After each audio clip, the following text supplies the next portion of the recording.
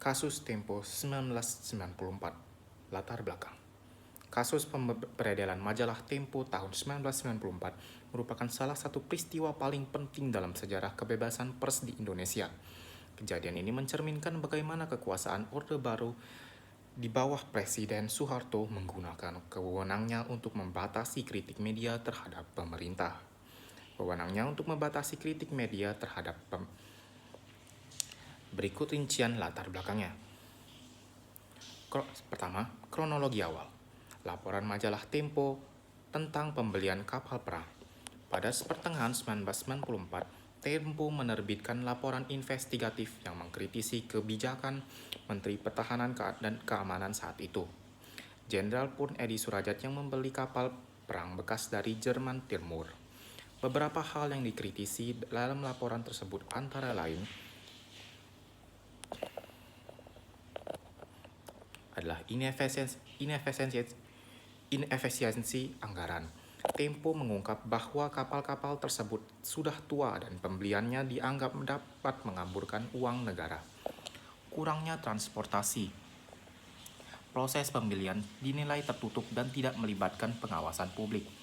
Motif selanjutnya, motif politik dan ekonomi. Ada dugaan bahwa keputusan ini bukan semata-mata untuk memperkuat pertahanan, melainkan ada motif lain yang menguntungkan kelompok tertentu.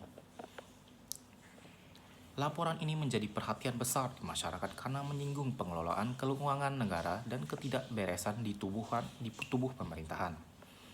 Kedua, respons pemerintah Orde Baru. Pemerintah Orde Baru yang dikenal otoriter dan sangat sensitif terhadap kritik bereaksi keras terhadap pemberitaan ini. Tindak lanjut pemerintah antara lain, Menteri Penerangan saat itu, Herman Soeharto, mengeluarkan keputusan untuk mencabut surat izin usaha penerbitan pers milik majalah Tempo pada tanggal 21 Juni 1994. Selain Tempo, dua media lain yang juga kritis, Detik dan Editor, turut diberedel. Alasan resmi pemberedelan adalah karena ketiga media tersebut dianggap mengganggu ketertiban umum dan membahayakan stabilitas nasional. Namun secara substansi, langkah ini sebenarnya bertujuan untuk membungkam suara kritis dan mempertahankan kekuasaan tanpa kontrol publik.